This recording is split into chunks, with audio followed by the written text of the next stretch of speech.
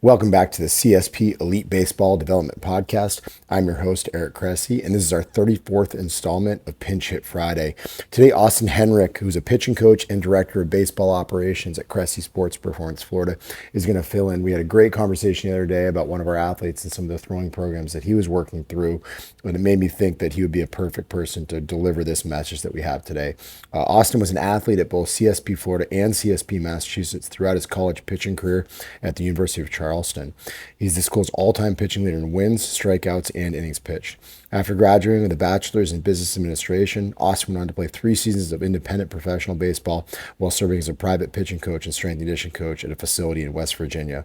He's also worked as a coach with 12U to 18U baseball organizations during off seasons.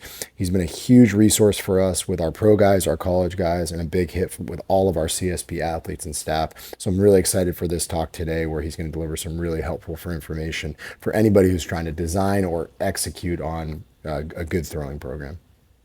This episode is brought to you by AG1, the most comprehensive NSF certified for sport daily nutritional supplement I've ever tried. With so many stressors in life, it can be difficult to maintain effective nutritional habits and give our bodies the nutrients they need to thrive. As a father of 3 young kids and a co-founder of multiple businesses in multiple states on top of still being an avid exerciser, I know that busy schedules can really take their toll on us. Whether it's poor sleep, exercise or life stressors, environmental factors, or simply not eating enough of the right foods, we can often wind up deficient nutritionally. This is where AG1 can really help. It's a game-changing nutritional insurance policy. They simplify the logistics of getting optimal nutrition on a daily basis by giving you just one thing with all the best things. That's why I use it daily, as do several of my family members, and we recommend it to a lot of our top athletes. 1 scoop of AG1 contains 75 vitamins, minerals, and whole food sourced ingredients that work together to fill the nutritional gaps in your diet to support energy, focus, digestion, and recovery. And this can all happen for less than $3 per day and without taking multiple products. While most nutritional supplements come to market and stay stagnant, AG1 continues to obsessively improve this one holistic formula based on the latest research, producing over 50 improvements in the last decade alone. They invest in the most absorbable and natural source of each ingredient and go above and beyond in third-party testing to ensure their customers continue to receive the highest quality and best tasting nutrition habit on the planet.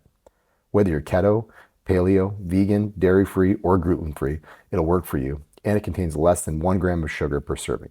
They put 75 ingredients through the rigorous NSF certification test to come up with a safe formula that's trusted by some of the world's top athletes, including many of our own at Cressey Sports Performance. Right now, AG1 is giving our listeners a special offer of 10 free travel packets with their first purchase. Just head to drinkag1.com/Cressey and claim this special offer. These travel packets are perfect for supporting your immune system, energy, and gut health while you're traveling for games, training, or simply on the go. They can be great counterbalance to the less than ideal on-the-road food options that are out there for a lot of our traveling baseball players. So if you want to bridge the gap between deficient and optimal and give yourself the best chance of getting nutrient diversity, head to drinkag1.com/Cressey to get 10 free travel packets with your first purchase. Again, that's drinkag1.com/Cressey, Cressey. You won't regret it. Hey everyone, excited to be here on the podcast today, and I want to thank Eric for having the opportunity. I'm going to dive into a topic that's become a staple in modern pitching development, which are Plyo balls. They've been around long enough now that most people have at least seen them, whether it's in warm-ups, rehab settings, or for velocity training. But with the rise in popularity, we've also seen a rise in misuse. So today I want to break down the top 5 mistakes I see pitchers making with Plyo balls. Whether you're a player, a coach, or a parent, this is pretty much for you. Number 1, easily the most common mistake, is guys just throwing plyos way too hard. Like, I get it. We're all competitive. The instinct is to throw hard. We all want to pitch hard.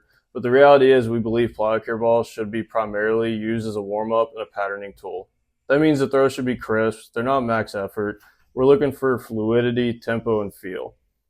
Now, there is a time and a place for high-intent plyo throws, typically with a well-developed older athlete that's really chasing velocity in order to continue their playing career. But even then, it needs to be done with extreme caution. These high-effort plyo throws, especially if they're done frequently, can irritate the flexor, they can disrupt arm timing, and overall it just creates more risk for reward. And I'd say for 99% of guys, it's just not worth it. So the bottom line is they're just not meant to be thrown hard every day.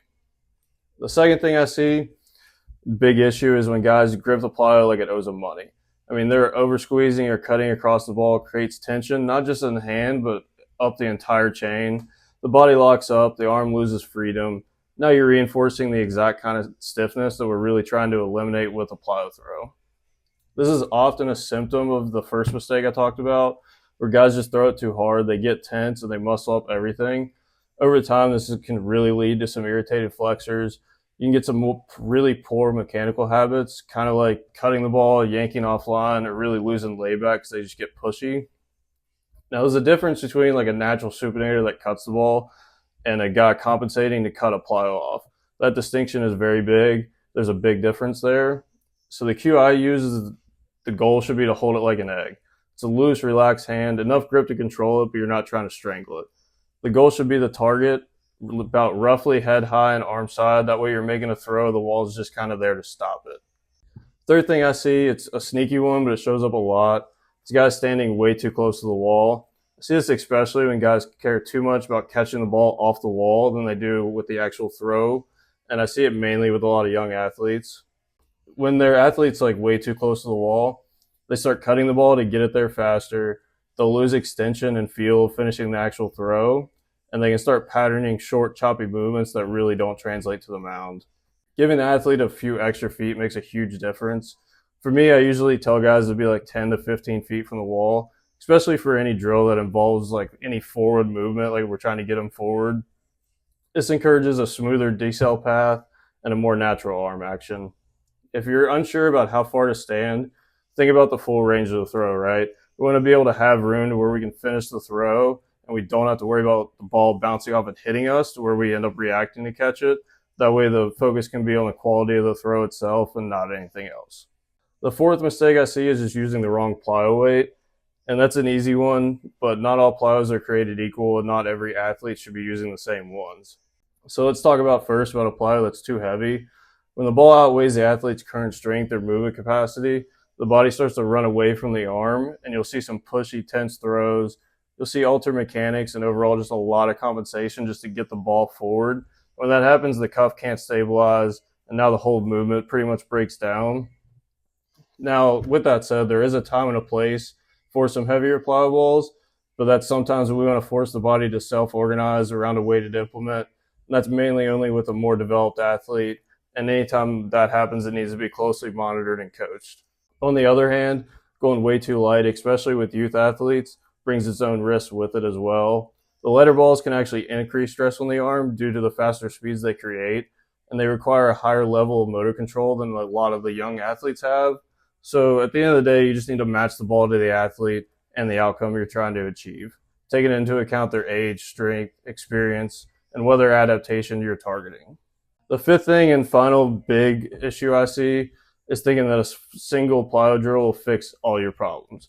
This is a trap I see all the time, whether it's pitchers or with coaches. Like as a coach, we can find a drill that works for one guy. Maybe you see it on social media and suddenly coaches are handing it out to everybody like it's a silver bullet. But the truth is, the drill is only effective as the context and the coaching behind it.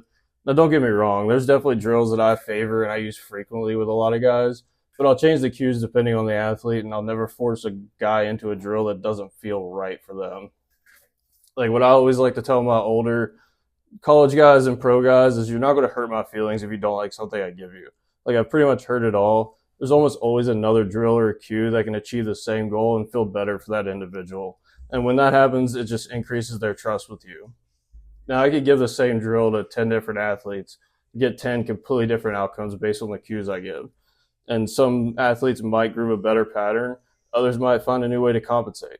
That's why coaching and cueing is king when it comes to plyo balls. At the end of the day, it's not about a magic drill. It's about knowing yourself or knowing your athlete you're coaching, using the right tools to guide them forward. Now, to finish up, my final thoughts are plyo care balls are an incredible tool. But like any tool, they can do more harm than good if they're used improperly. So if you're a pitcher or a coach, give these 5 points in mind, like don't throw them hard, don't squeeze or cut the ball, give yourself space, there's no point in standing too close to the wall, use the right weight for the right athlete, and don't rely on drills without context and coaching. If you use plyos wisely, they'll help reinforce really clean movement patterns, They can help build arm health and really improve performance. But if you use them blindly, you can create problems and risks that are a lot harder to fix down the road, and you can pattern stuff that is just really hard to break that pattern. So thank you, Eric, for having me on the podcast. Excited to do this.